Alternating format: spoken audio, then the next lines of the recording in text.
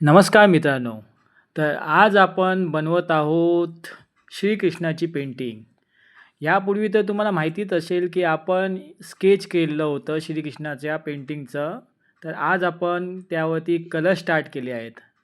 तुम्ही बघूच शकता, की मोबाईलमध्ये तुम्हाला दिसतच असेल, की मोबाईलमध्ये पेंटिंग ओपन आहे आणि त्याच पेंटिंगच्या अनुषंगाने आपण कलर करत आहोत. कलर चांगले केले आहेत की नाही हे कमेंटमध्ये नक्की सांगा.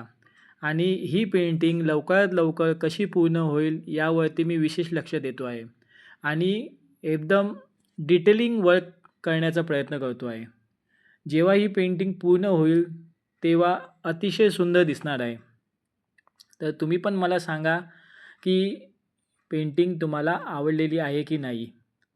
आणि तेच नेहमीचंच असतं, की संध्याकाळीच टाईम भेटतो पेंटिंग करण्यासाठी. त्यामुळे आताच जस्ट आलो होतो कामावरून आणि पेंटिंग करायला बसलो आणि बघा केवढं पूर्ण झालं आहे ते पेंटिंग.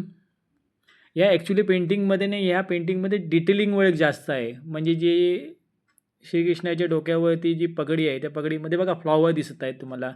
तर ते फ्लॉवर्स, नंतर त्याच्या चेहऱ्यावरचे हावभाव आणि जो डार्कनेसपणा आहे आणि जिथे लाईट पडते आणि जिथे डार्कपणा आहे, त्या सगळ्या गोष्टी अनुषंगाने काढल्या जातात.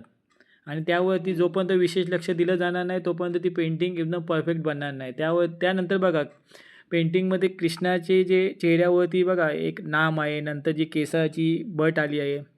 ह्या सगळ्या गोष्टी पण व्यवस्थित लक्ष देऊन काढल्या पाहिजेत. पुरेपूर प्रयत्न हा आहे, की पेंटिंग अतिशय सुंदर झाली पाहिजे आणि ज्यावेळी पेंटिंग सुंदर होईल त्यावेळी नक्कीच तुम्हाला मी ती दाखवीन आणि त्याची व्हिडिओही टाकीन. तर बघूया आता प्रयत्न तर चालूच आहेत आणि त्यामध्ये अलग-अलग शेडिंग पण आहेत.